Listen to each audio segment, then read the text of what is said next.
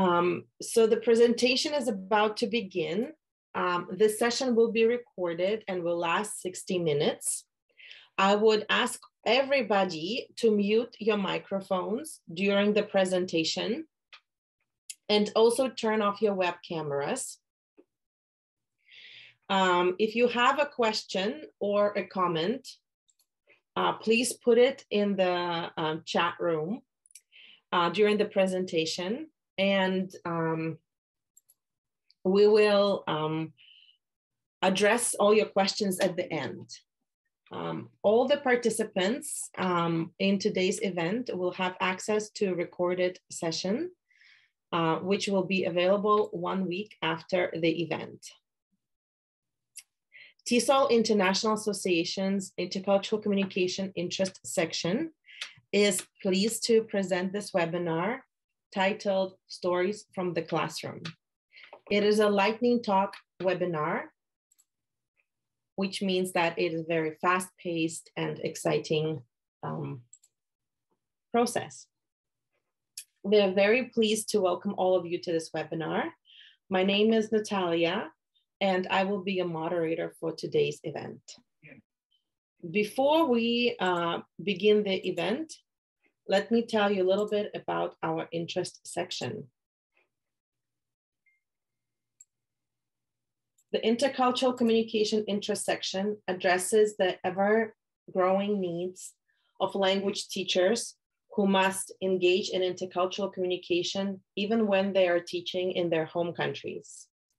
As an interest section, we facilitate practice-based events and webinars, informal coffee hours throughout the year, academic panels during the year, and at the TESOL convention, Pecha Kucha and lightning talks as the one that you're attending today.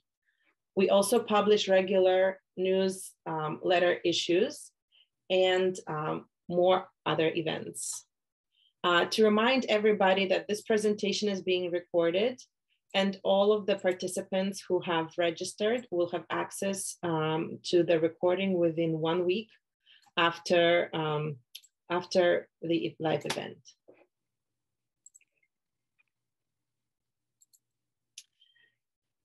If you are not familiar with our work and you would like to join us in any capacity, your first step would be to become a member of TESOL International. When you become a member of TESOL International, you can join our interest section through my TESOL portal, where you will be able to find the description of our interest section and all of the events.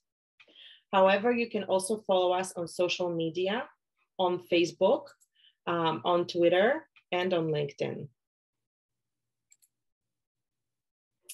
We have an exciting agenda and amazing speakers today. You can see their names and their workplaces on this slide. So without much further ado, we introduce our first speaker. Sassy, please. Okay, thank you, Natalia. Good afternoon, everyone. First of all, thank you for your kind interest. My topic is intercultural communication learning through game-based instruction towards games designers. Today, during my presentation, I will talk about two main points. Firstly, how I turn my English class into game stations. And secondly, how game-based instruction made my students become game designers. Next slide, please. All right, my work was inspired by Diemer and Muller's work in 2012 and Snow's work in 2018, who introduced pedagogic concepts and practices, which aim to help students overcome past issue of stereotype and lack of intercultural awareness. Next slide, please. Right, let's move on to the story of my classroom. I taught world cultures for teachers of English to freshmen majoring in English of Faculty of Education. It was a 17-week course delivered by inquiry-based teaching, design thinking, and instructional technology. Experiencing inquiry-based teaching, my students had opportunities to seek, evaluate, and implement the information about world cultures in many aspects, such as food, important person, people, nonverbal language, etc. These opportunities developed my students' critical thinking skill and digital or media literacy. Apart from that, design thinking came into play. When they have the information in their hand, they plan how to deliver all the information through 5 steps, including empathize, define, ideate, prototype, and test. And then they will make use of instructional technology to create their own board game creatively. So that's all for the pedagogy that I use in my classroom. Next slide, please. Yeah, this is what I did. It was demonstration. What's a little thing I did in my classroom to help my students generate ideas to create their own board game for teaching culture. So there are like 3 main steps. First, I taught both content of culture and English language. For example, I had students skim and scan a passage about international food. Then they selected their favorite food appear in the passage. After that, they searched for a short description and nutrient facts of their chosen food. Once they had the information in their hands, they paraphrased sentences, copied a photo with giving a credit, and recorded the nutrient fact in a table like this. And I also introduced canva.com to help them design their food card nicely, beautifully. So the second step is like, I led the whole class divided into groups. Each group sent its representative to the front of the class, and then we played a game. It's top-term card game, if you are familiar with that. Finally, once we played the game, finished playing the game, I reviewed all the processes of creating games and became their mentor. Next slide, please. Right, so this was I done in the classroom. These are some examples of my students' board game after we learned the culture cards together with inquiry-based instruction, design thinking, and instructional technology. My students interacted with authentic material, and they built their own understanding of a foreign culture's product, practices, and perspectives, which have helped them overcome stereotyping and gained intercultural awareness. Importantly, they became game designers. That's it. Thank you very much.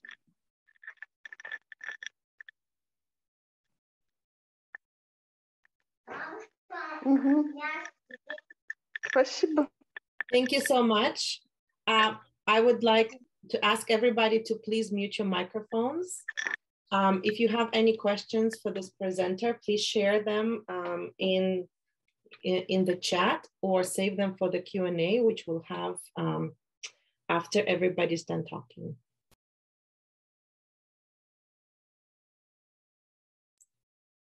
Go ahead, please. Hi, I'm Joyce Gould. Today, I'm presenting on behalf of Eunji, who will be answering the questions later, and myself. It's an honor to attend Lightning Talk, and I would like to introduce what Eunji and I have done with Korean and Taiwanese students for about 5 months. What we focused on was how to naturally incorporate culture into English language teaching in a task-oriented teaching environment. Next slide, please. Before designing our project, we read related papers and grasped the concept of intercultural competence that students will achieve through this project. Through reading responses and discussions, we consider ICIS what we quoted. And this ICIS is not an automatic byproduct of language teaching, meaning that we have to incorporate culture into English language teaching. Next slide, please. Both in Korea and Taiwan, there are low motivated students and low achievement students who are not interested in learning English. And grammar teaching method is still prevalent because of the great importance of the college entrance exam that mainly measures grammar and reading ability. And this leads to a lack of culture teaching, which is not covered on exams.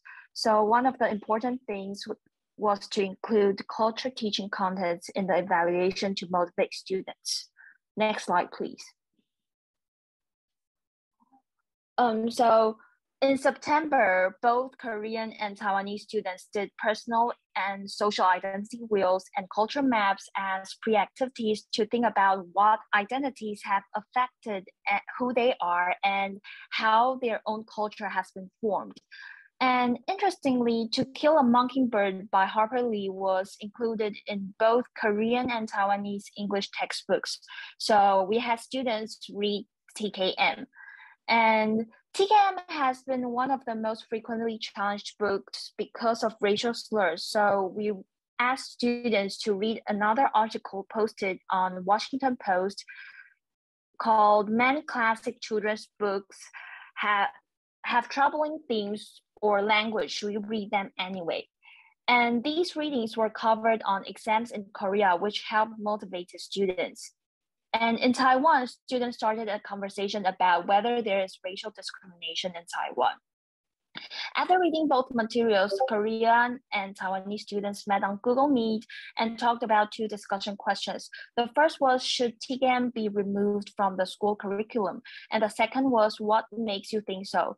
Referring to your identity wheels and culture map.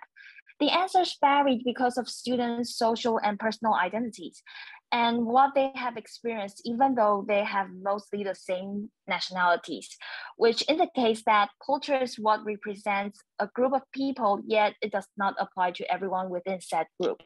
After the synchronized class, I found that Taiwanese students have different experiences toward the class, so I decided to spend another class to wrap it up. However, I was supposed to teach essay structures in that class, so I decided to incorporate them. During the class, students were asked to list the similarities and differences between Korean students and them and share their experiences.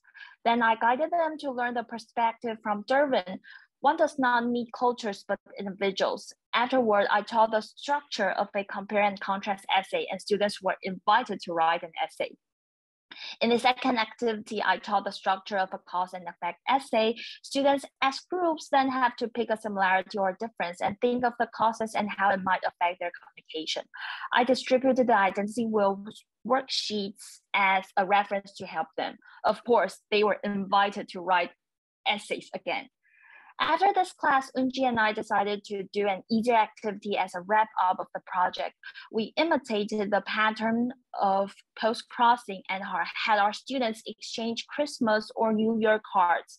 Students are encouraged to exchange what they do, what they hope to do on the holidays. Next slide, please.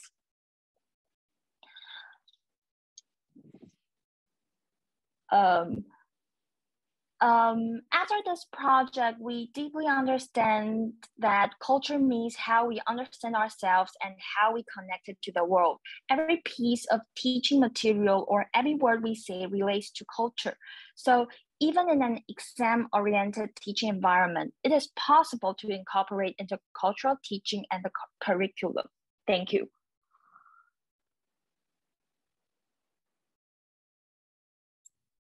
Thank you so much. I see that there are questions being put in the chat.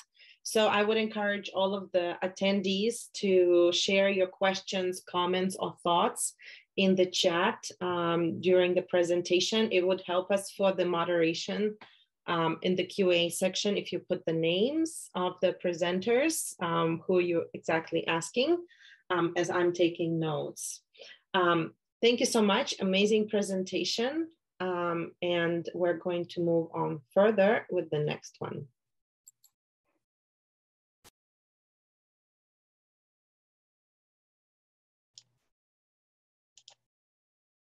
Hello, I'm Stacy, and I'm a service teacher in high school in Taipei, Taiwan. On behalf of my partner teacher, Haeyoung Park from Korea, I'll be presenting our intercultural project titled Exploring Intercultural Competence Through Personal Identities, and she'll be answering the questions later as well. And in the right on the picture, is the collection of students' feelings after they participated in this activity. Interested and excited, I'm going to start with the research connected to intercultural competence and move on to our activity and one episode that had occurred during the activity. Next slide, please.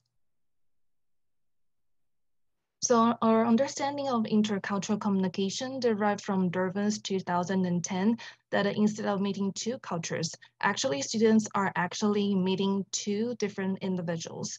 And also on Holiday 2021 points out that we are actually doing the interaction with the understanding of people, culture, and society.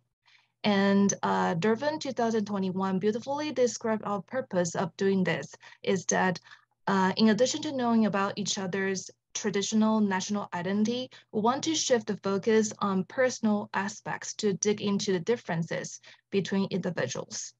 Next slide, please. So that's how we did intercultural communication as individuals.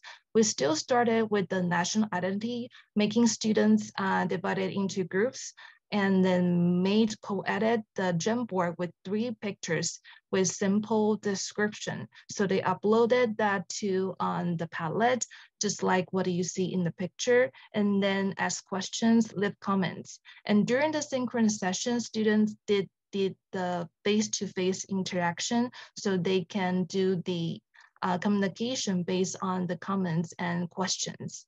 And after this, teachers introduced the concept of personal identity. And this is when the aha moment happened, because students can create, negotiate, and reshape their concept of culture. It's not only about their nations, it's more about themselves. So in this direction, students started to record a personal video, which can really represent who they are during the process.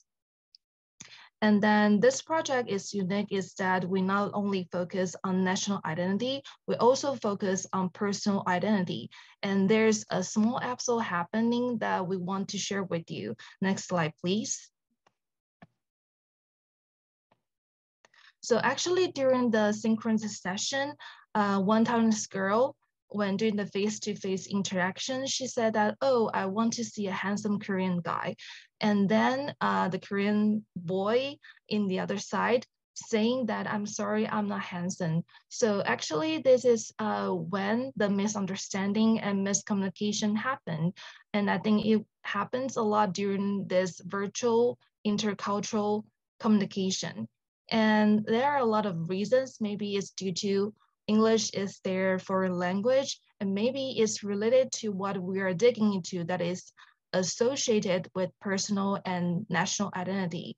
So instead of regarding this as an obstacle or a failure, we tended to deal with it and discuss it as a great opportunity for us to know how to let students know and better understand and show more empathy next time when they are doing this kind of intercultural communication. Next slide, please.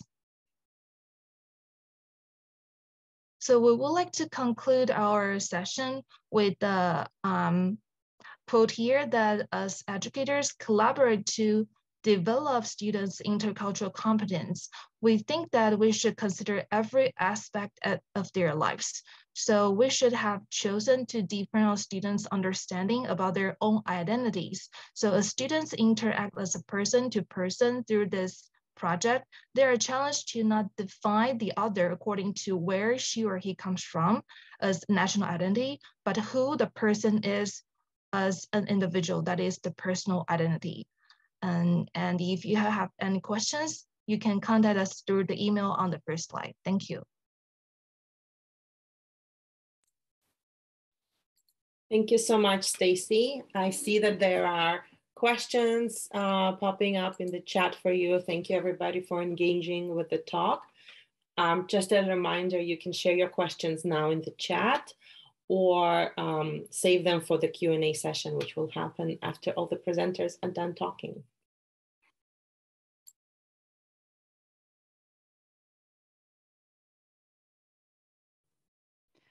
Hi everyone, my name is Natalia Harchenko, and in my presentation titled ABC of Intercultural Communication, I will be sharing one activity that I used with my students in my summer course, and I will give you a little bit of background on my next slide. So the title of the course was Intercultural Communication in Transnational Context. It was offered by the Faculty of Education at the U of M last summer, 2021. It was cross-listed for both undergraduate and graduate students, and I had students from different departments, from education, from Faculty of Nursing, Architecture, and Interior Design. So it was a very mixed group of students, different age groups, different faculties. And as you can see, it was a very intense summer course. We met 4 times a week for 3-hour synchronous online classes. And then we also, the students also had asynchronous component and assignments to complete. Some of our main objectives were to make connections between our concept and understanding of the culture, the language, our identity, some complexities of intercultural communication, and then also analyze the ways that this can influence our education and our intercultural competence overall. Next slide, please. So for this activity, I adapted a chapter from the book. You can see the reference on the slide. The book chapter was titled Using Human Global Positioning System as a Navigation Tool to the Hidden Dimension of Culture. So in the original book chapter, there are several activities that use the so-called human GPS, which means we have to locate ourselves before we begin analyze and draw some conclusions about intercultural communication. So for the purpose of my assignment, for the purpose of my course, I picked the activity that they call the ABC model of cultural understanding and communication. Originally in this book chapter, for A, they mean autobiography, when students will have to write their own life stories, and then they have to find a peer, a partner, and they need to interview and write down the biography. So in this case, it would be like the perspective of the other. And then finally, they have to get together again, and they need to negotiate. They need to find differences, similarities, and see if they can create or build the so-called third perception, or maybe a third space, as they call it. Next slide, please. So for my course, because it was very intense, we only had 3 weeks. I had to adapt this activity a little bit. So what we did, I asked my students to pick up one particular story. So they did not write the whole biography or autobiography. They picked a particular story related to some critical incidents or some experiences in intercultural communication. And again, I had students who were international students. I had local Canadian students. So as I said, it was a very mixed group of students. For stage B, for the second stage, they had interviews. So again, they met virtually over Zoom, and they were interviewing their peers, and they were writing down their critical incident, but again, from a second perspective. And finally, they had to go deep and come up with the third space. They have to analyze any cross-cultural issues with the communication and go a little bit beyond the similarities and differences. And we were trying to go deep into this metaphor of iceberg, or culture as an iceberg. So some interesting findings would be on the next slide. In part C, when they were trying to go deep and come up with some cross-cultural analysis, the students came up with some interesting findings. For some of them, this was the very first time that they had to actually reflect on their cultural and linguistic heritage. So even though they were born in Canada, but they were reflecting on their parents, grandparents' heritage, and they were trying to connect this to their own values.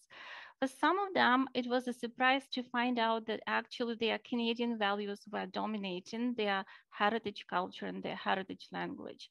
They also had different cultural, some people had different cultural experiences despite sharing the same ethnic or racial identity. The other issue was with the hybrid. Listening to a seminar. So watching the closed captions. That's why it's on. Leslie, can you please mute yourself? Could you please mute? Yeah. Which mail? So the other issue was the cultural hybridity, when people find it very difficult to actually live between two or more cultures and identities in our Canadian context, specifically in Manitoba. I also had students who were from big cities and those students who were from small rural communities, and they found that their exposure to diversity was not the same. So for those who were living in big urban centers, they experienced diversity in school through their lifetime, but for those students who were probably from small communities, it was not the same experience. Some students, when they were comparing their life stories, they were surprised to find out that in many cases, in many contexts, they experienced this idea of othering, whether it's being the only Francophone person in an English-speaking communities, whether it's being a refugee in the classroom, an international student in a course, or an immigrant, or a non-only Indigenous person on a hockey team. So they found some similarities, even though, as you can see, the experiences were different, but this idea of othering was the same. Some educators from K-12 system realized that the way they celebrate their students' different cultures may actually be the way of othering. So they were reflecting on their practices, on their teaching strategies, and they were trying to prepare for the fall term and see how they can probably celebrate the cultures, but not at the same time, not othering their students or not singling out them as being different. With that, you can see another conclusion that our differences may be celebrated, they may be accepted, however, they do not guarantee our legitimate membership in the new community. Other students also compared the differences of being victims of explicit racism versus being a victim of just mistaken identity, when somebody told them, you don't look like Canadian enough, or you're not Filipino enough, right? So again, sometimes people have those typical stereotypes and they're trying to break them again. In their cross-cultural analysis, they were trying to analyze why that happened. Two students specifically pointed out the role of media, that media, unfortunately, in many cases, misrepresent our cultures, our localities, our places, the countries, and as a result, that's how people create those biases and stereotypes.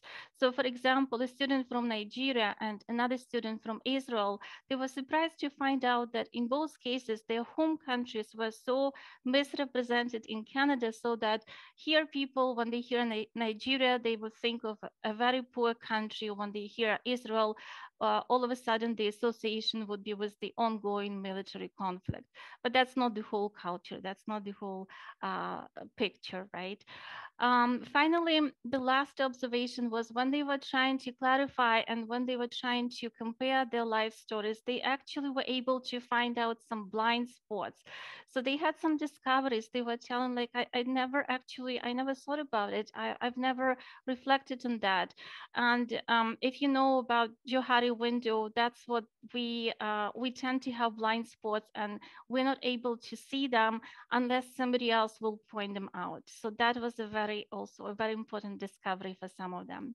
And finally, even though this was not my course learning outcome or my objective, but many students mentioned that it was a very good positive experience. They got to know each other, they made new friendship, new relationship, and I believe this was a very valuable experience for my students and for me as their instructor as well. Thanks a lot, and I will be answering your questions later. Thanks for listening. Thank you so much, Natalia. What an amazing study. All right. Hello, everyone. My name is Shane. I am from Indiana University, Bloomington. Bloomington, located in the US, and I teach business communication. So today I would like to share with you my experience of leading a business English and intercultural communication interest group at my school. It really helped me know more about my own students, their challenges in and outside of the classroom, and that actually informed my pedagogy. Next slide, please. The group was initiated and led by me because business English and intercultural communication are two areas of my specialization. It was designed especially for students who are enrolled in the business communication courses, either business writing or business presentations. My original intention was mainly to support and empower our English language learners, namely those international and multilingual students who are studying at the business school. But after discussing with my colleagues and supervisor, they encouraged me to open the group to all students and help students develop some awareness of the varieties of English in the business context, and also the cultural factors that may impact business communication across the world. So I think that is a very good idea because we could make the group more inclusive and emphasize that it is not just a tutorial group for language learners, which sounds a little bit like a stigma, but more an interest group for all students who would like to improve their language and communication skills. Next slide, please.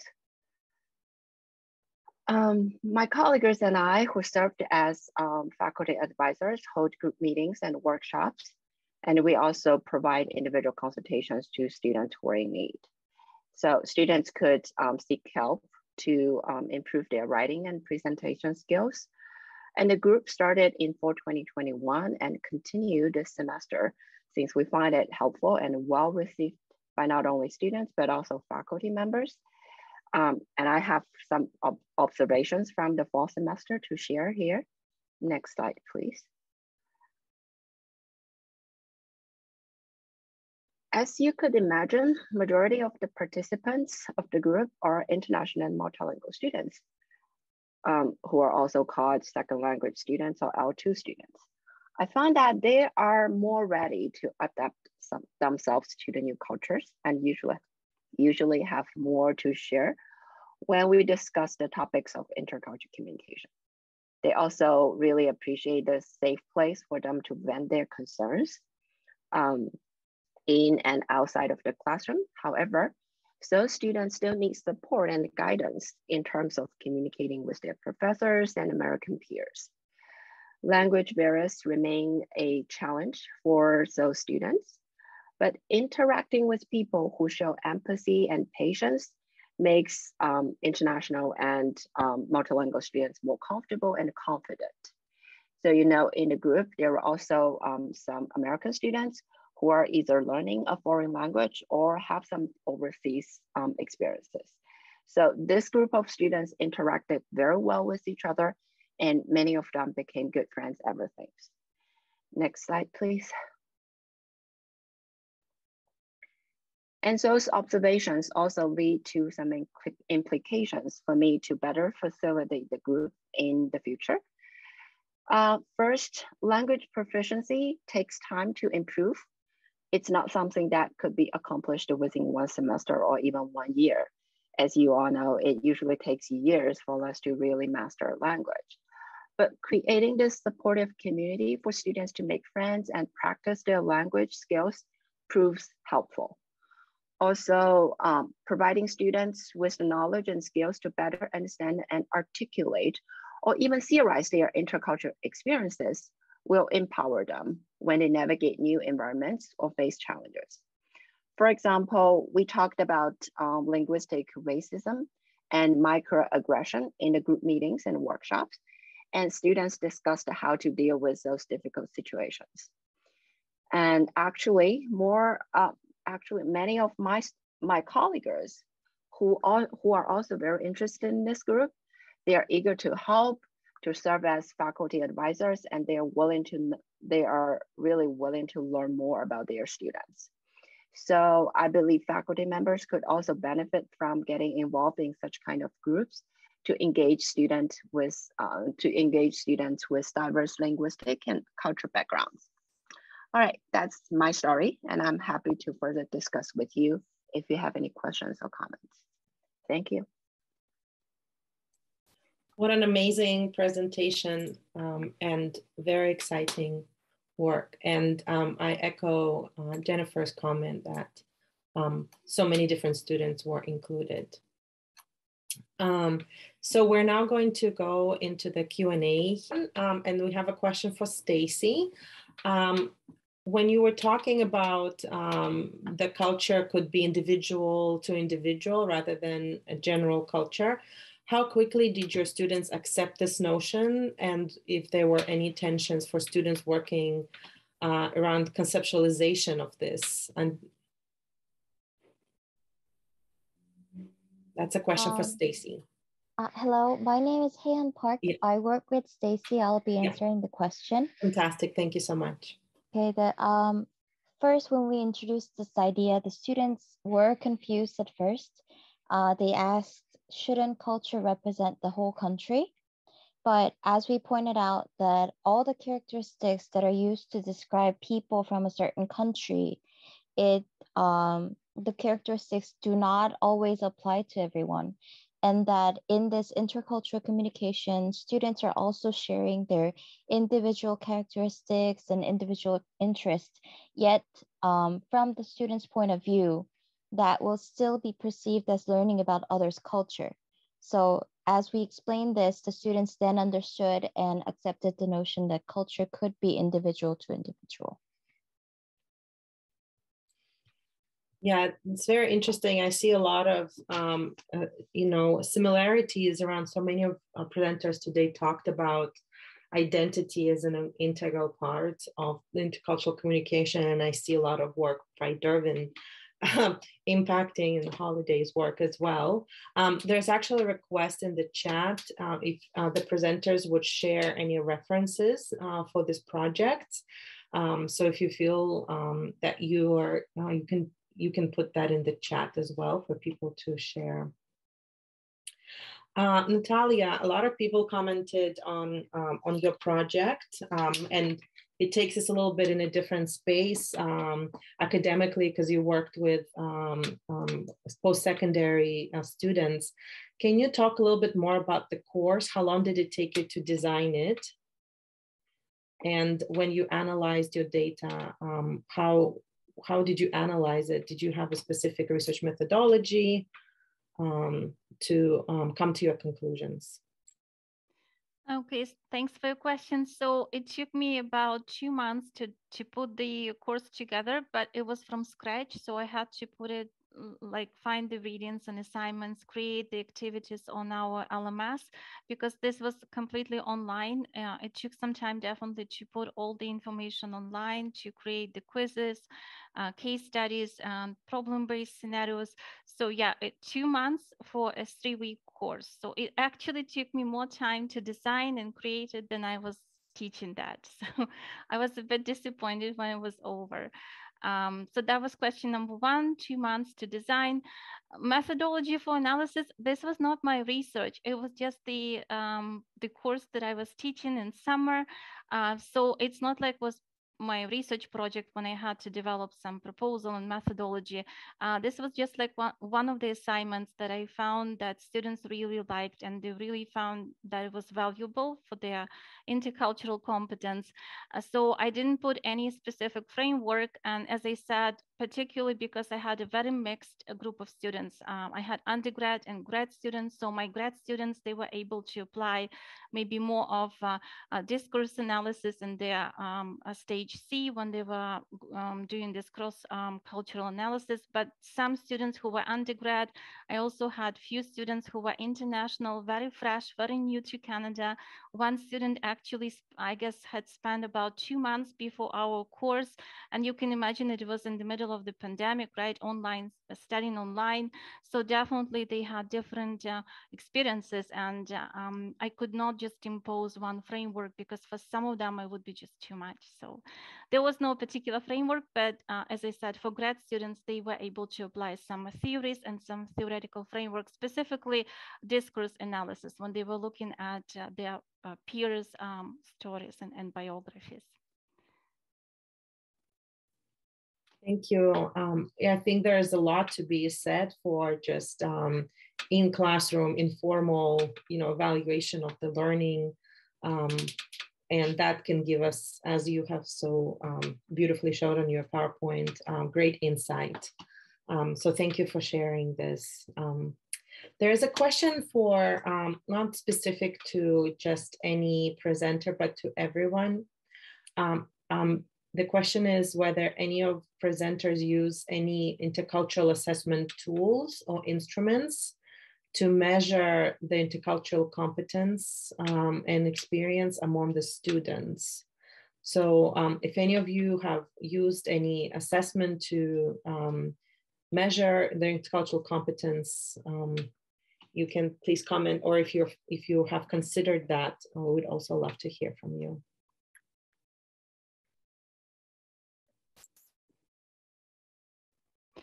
Maybe I can talk a bit about this.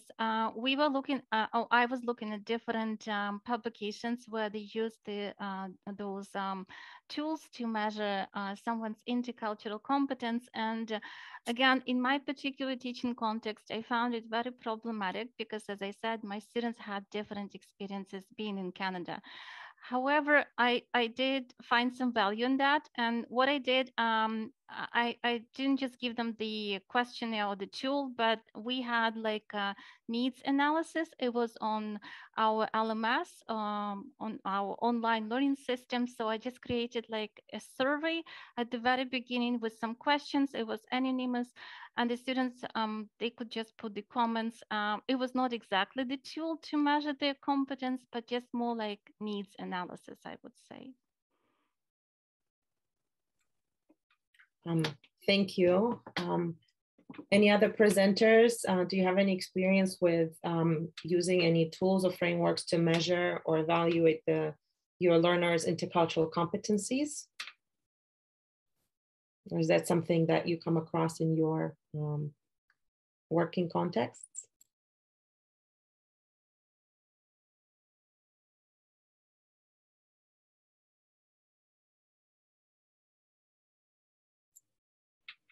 Maybe not that we could have a separate presentation on the issues and challenges of assessment in intercultural communication and intercultural communicative competence. It's definitely a very interesting area of research and practice. There's an interesting question from Jennifer that I think we can all discuss. Do you have any examples of some of the burning issues or areas that faculty or teachers could develop regarding the intercultural communicative competence? What in your work have you noticed was the most salient or burning issues and areas that need to be addressed? It's a question for anybody, all the presenters.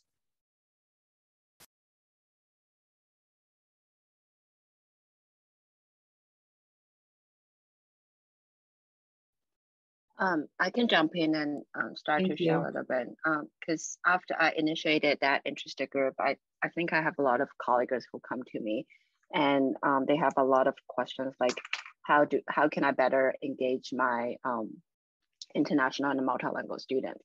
How can I better support them?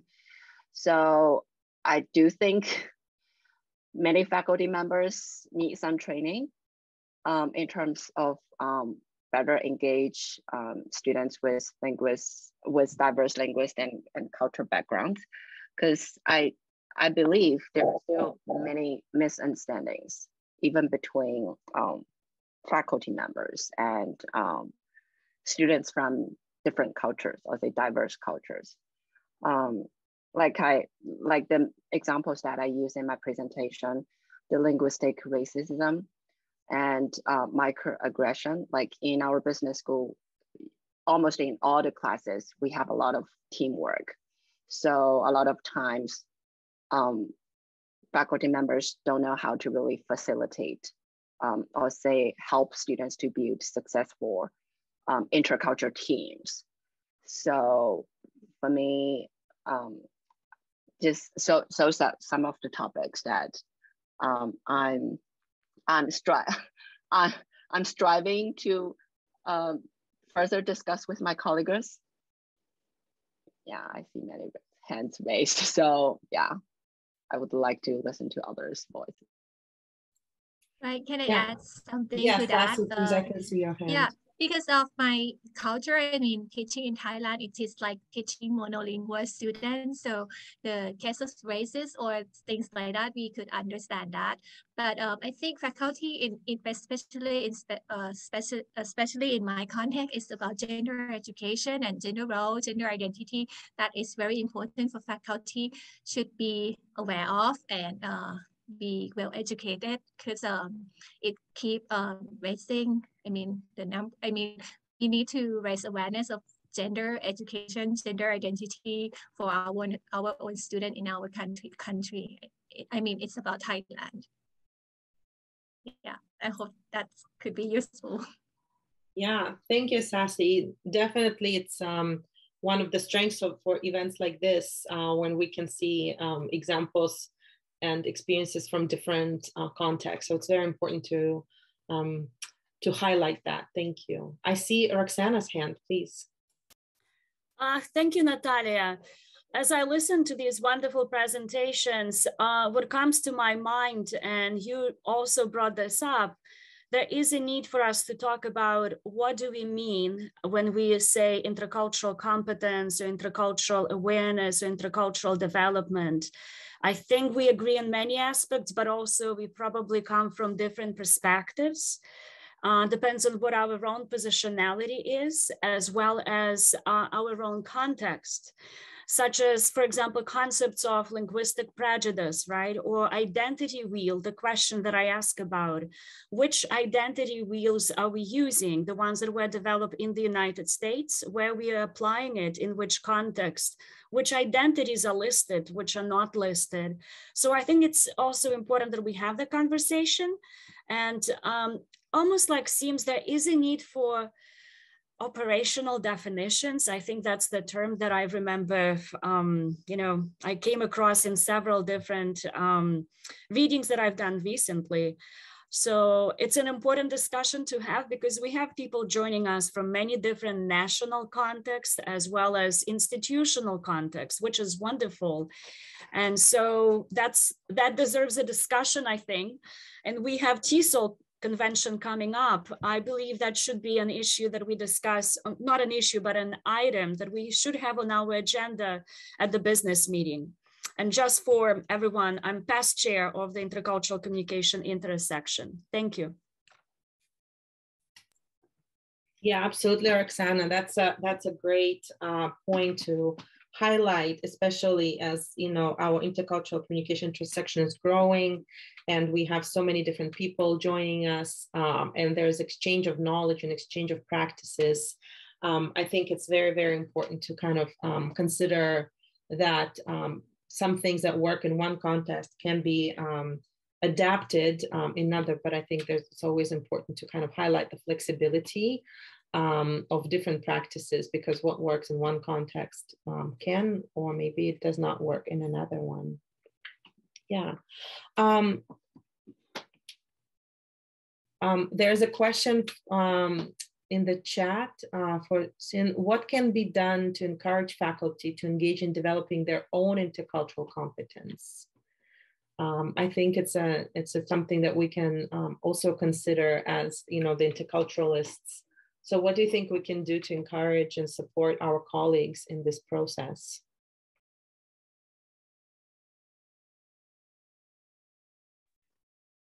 I am not sure that I have a good answer here, but just from my own experience, as I said, honestly, I'm definitely not the only one, at least in my department, who are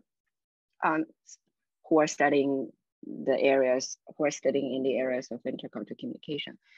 But I am the first person who said that, oh, we need this interest group. And like, as I said, as I told you, like my original intention was quite simple, because I used to be an international student, and I always strive to like help and support our international and multilingual students.